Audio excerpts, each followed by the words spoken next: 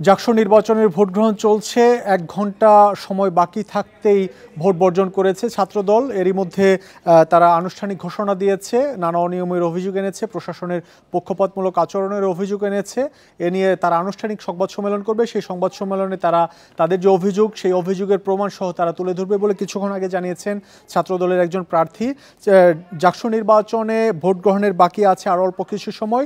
এ নিয়ে আমরা বিস্তারিত জানবো, আমাদের সহকর্মীদের সাথে আমরা কথা বলবো। সহকর্মীরা আছেন জাহাঙ্গীরনগর বিশ্ববিদ্যালয়ে। শুরুতে যাব সুলতানা জাহান মিতুর কাছে। মিতু, ছাত্রদল তো কিছুক্ষণ আগে ভোট বর্জন করেছে, আপনি যে কেন্দ্রে আছেন এই ভোট বর্জনের কারণে এই কেন্দ্রে কোনো প্রভাব দেখছেন কিনা? দেখুন, আমি আছি 10 নম্বর হলে এবং এখানে এটা ছাত্রদের হল।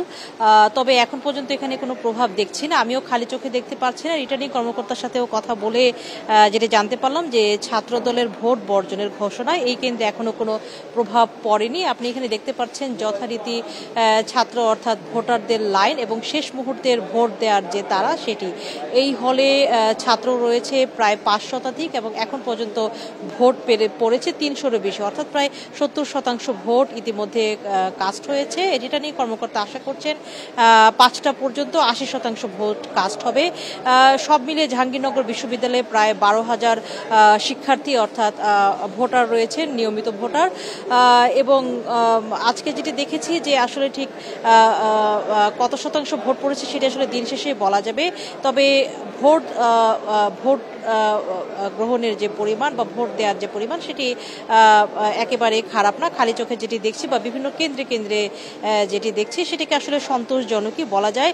এখানে বেশ ভিড় আমরা দেখতে পাচ্ছি এবং ছাত্ররা যারা আছে তারা ভোট দেওয়ার জন্য এখানে লাইনে দাঁড়িয়েছেন। এবার 40টি পদের মধ্যে 25টি পদই জাকসুর কেন্দ্রীয় সংসদের এবং বাকি 15টি পদ হল সংসদ নির্বাচনগুলোর। এবং সবাইকে এখানে যে পদ্ধতি রয়েছে, যেই গোল চিহ্ন ভরাট করে যেই পদ্ধতিটি রয়েছে ভোট দেওয়ার, সেটি তাদেরকে করতে হবে ভোট দেওয়ার ক্ষেত্রে। এবং অনেকে যেটি বলছেন যে এটি করতে যেহেতু এত প্রার্থী এবং একসাথে হল সংসদ নির্বাচন এবং কেন্দ্রীয় ছাত্র সংসদ নির্বাচন, সেটি নিয়ে তারা একটু অনেকেই অসুবিধা বোধ করছেন।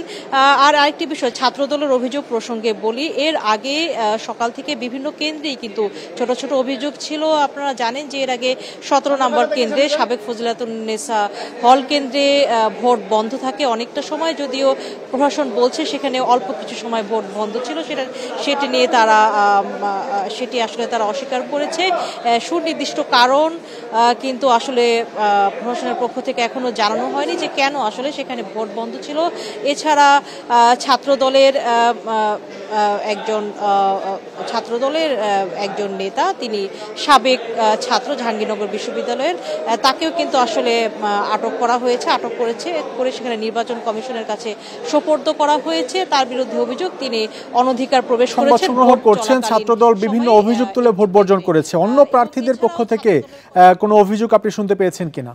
জি, আসলে সকাল থেকে কিন্তু ছাত্র দলের প্রার্থীদের তেমন কোনো অভিযোগ ছিল না। আমি ছিলাম সাধারণত ছাত্রী হলগুলোতে, যে 10টি ছাত্রী হল ছিল সেখানে ছাত্র শিবির সমর্থিত যে প্যানেল, সেই প্যানেলের নারী প্রার্থীরা তারা অভিযোগ করে আসছিলেন সকাল থেকে।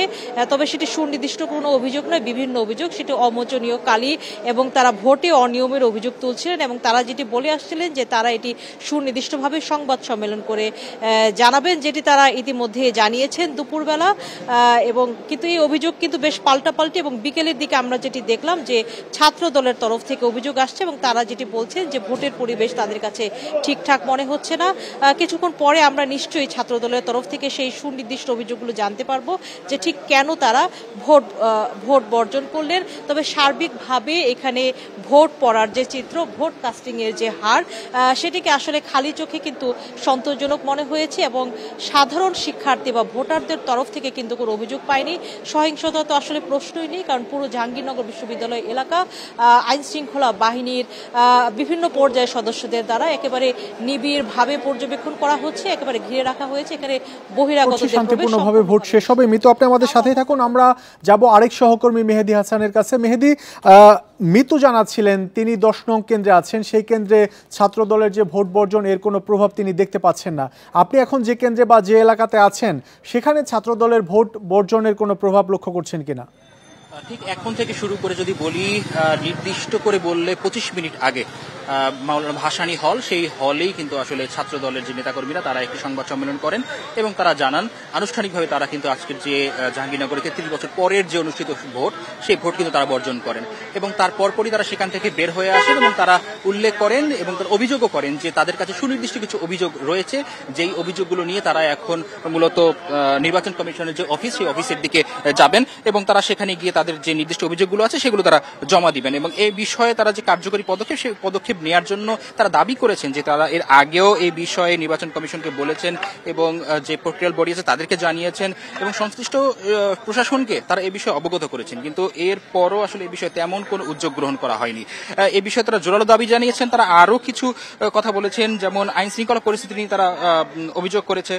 তারা ছাত্র শিবিরকে আসলে জয়ী করার জন্য বিশ্ববিদ্যালয় প্রশাসন থেকে ওএমআর যে সিট, সেই সিট গণনা না করে ম্যানুয়াল পদ্ধতিতে গণনা যে সিদ্ধান্ত, সেই সিদ্ধান্তটাকে তারা আসলে সাংঘর্ষিক মনে করছেন এবং যে বিদ্যুৎ চলে যাওয়ার একটি বিষয় আসলে হয়েছে, যে এই এমন একটি বিষয়ে এর মধ্যে কিন্তু আমরা তখন একটি হলেই ছিলাম, তখন আমরা 13 নম্বর হলে অবস্থান করছিলাম। সেই সময় আমরাও দেখেছি যে সেখানে আসলে বিদ্যুৎ চলে গিয়েছিল এবং প্রায় 40 মিনিটের মতো বিদ্যুৎ সেখানে ছিল না, যদিও সেখানে অস্থায়ী বিদ্যুতের ব্যবস্থা করা হয়েছিল।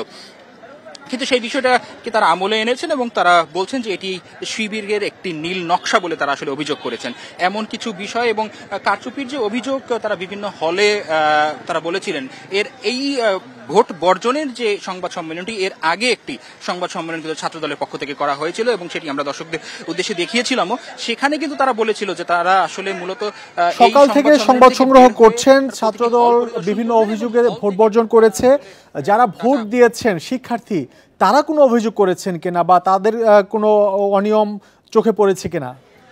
আমরা বেশ কিছু শিক্ষার্থীদের সাথে কথা বলেছিলাম। তাদের অনেকেই বলছেন যে আসলে এই বিষয়টিকে আরো বেশি নজরদারিতে আনার দরকার ছিল, কারণ খুব বড় একটি টেরিটরি, এই টেরিটরিতে প্রত্যেকটি হলে যেহেতু একটি একটি করে কেন্দ্র বসানো হয়েছে, সেখানে আসলে নিরাপত্তা ব্যবস্থা আরো অনেক বেশি জোরদার করা যেত। এই বিষয়ে আমরা সাময়িক কিছু অভিযোগ পেয়েছি, তবে আসলে সেই অভিযোগকে তারা কতটা প্রশাসন কতটা আমলে নিয়েছে সে বিষয়ে আমরা এখন পর্যন্ত স্পষ্ট নই। কিন্তু এর বিপরীতে গিয়ে কিন্তু আসলে আবার ছাত্র শিবিরও কিন্তু পাল্টাপাল্টি অভিযোগ করেছেন ছাত্র দলের বিপক্ষে, তো সেই জায়গাগুলোকেও তারা তুলে ধরেছেন। এখন আমরা যেখানে আছি আসলে এখান থেকে তারা প্রত্যেককেই একটা ছাত্র দলের যারা আছেন, শেখ সাদি হাসান সহ অন্যান্য যে নেতাকর্মীরা আছেন, তারা কিন্তু এখন গিয়েছেন। এমনকি কার্যকরী সদস্য ছাত্র দলের যে হামিদুল্লাহ হাসান আছে, তিনিও এখানে ছিলেন, তিনিও সেই একই কথা বলেছেন। তারা গিয়েছেন নির্বাচন কমিশন অফিসে এবং সেখানে তারা তাদের আনুষ্ঠানিক যে অভিযোগগুলো আছে প্রমাণ সহ সেই অভিযোগগুলোকে তারা জমা দিবেন এবং জমা দিয়ে তার প্রতিকার তারা চাইবেন, এমনটাই আমাদেরকে জানিয়েছেন। আমরা অপেক্ষা আছি। ভোট গ্রহণ চলছে সেই খবর জানাচ্ছিলেন আমাদের সহকর্মীরা। সকাল 9টা থেকে বিরতিহীনভাবে চলছে জাকসু নির্বাচনের ভোট গ্রহণ। কিছুক্ষণ আগে ছাত্রদল ভোট বর্জন করেছে, সেই খবর জানাচ্ছিলেন আমাদের সহকর্মীরা।